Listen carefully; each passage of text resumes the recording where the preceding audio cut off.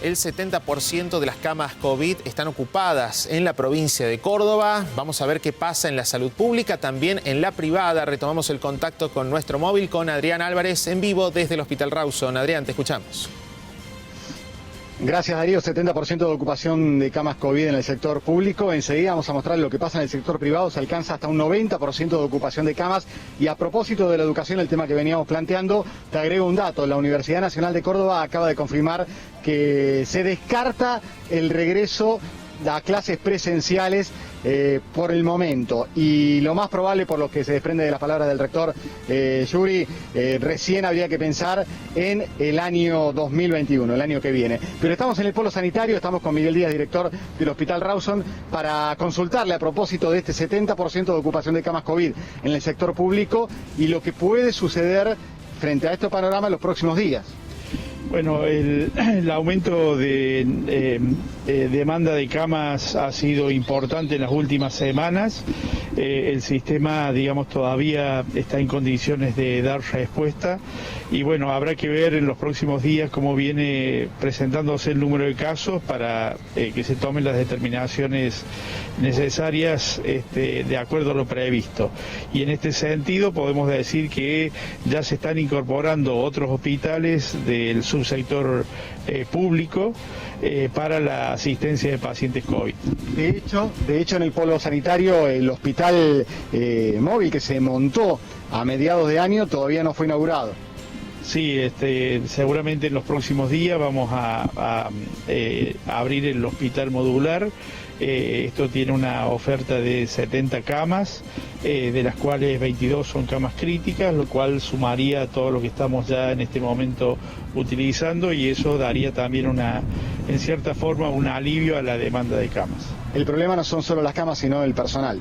Exactamente, el personal es otro tema. Está entrando personal a trabajar del equipo de salud, eso es muy importante, y también hay que tener en cuenta acá en torno al personal el contagio del equipo de salud, que significa que un personal de salud afectado sale de trabajar durante 14 días hasta que se recupera, hasta que pasa la fase crítica de la enfermedad, de manera que hay que tener en cuenta esto, repito, a la hora de establecer los números y contar con el equipo de salud.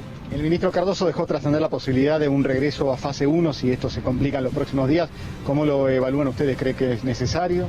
Sí, bueno, acá hay que tener en cuenta que, digamos, nosotros funcionamos dependiendo del ministro de Salud. Las directivas del ministro de Salud son incorporadas a los sectores asistenciales, y por otra parte está el comité asesor del ministro, que también trabaja en ese sentido, asesorando sobre la conveniencia o no de distintas digamos, decisiones. Y en el sentido de regresar de fase, bueno, esto siempre se habla y es una posibilidad ante el aumento del número de casos. ¿Qué pasa por la cabeza de ustedes que están ahí en el frente, ahí luchando? Cada vez que ven los fines de semana, por ejemplo, los picados de fútbol, la gente junta, se enteran de casos, me imagino que ustedes acá, por testimonio de pacientes internados, reuniones sociales donde no hay cuidados. Sí, eso es muy importante porque esto tiene directa implicancia en la demanda de atención en los hospitales. En relación a lo que usted dice, los días lunes hay una gran demanda de atención por consultorio externo, gente que se ha expuesto y viene por miedo a realizarse un testeo, un chequeo, o va a los puestos donde ahora están montados los testeos, y eso se nota fundamentalmente después del fin de semana. Yo creo que es muy importante que la gente las personas tomen conciencia social de esta situación. La enfermedad existe, hay gente que fallece por esta causa, por lo tanto debemos tomar conciencia de esto y debemos hacer lo posible para prevenir hasta tanto salga una vacuna efectiva. Muchísimas gracias, Miguel Díaz, director del Hospital Rawson, planteando un panorama que es realmente muy crítico y será aún más crítico, sobre todo en los próximos días. Lo dicen desde el sector público, lo dijo ayer el ministro Cardoso, y desde el sector privado nos dan datos que son muy preocupantes, porque hablábamos recién con el gerente del sanatorio francés, Zacarías Bustos, quien nos decía que la ocupación de camas COVID en el sector ronda entre el 85 y el 90%. Y a propósito del regreso a fase 1 que se está evaluando, también sostienen desde el sector privado que lo ideal sería parar la pelota durante 15 días, volver a fase 1, pero para que esto ocurra es imprescindible el acompañamiento de la gente. Del sector privado estamos entre un 85 y un 90% en términos generales. Por supuesto que siempre hay una mayor disponibilidad en servicios que son menos críticos, como obstetricia, pero en lo que es COVID, fundamentalmente estamos en esos números, entre el 85 y el 90% de ocupación. ¿Y esto qué significa?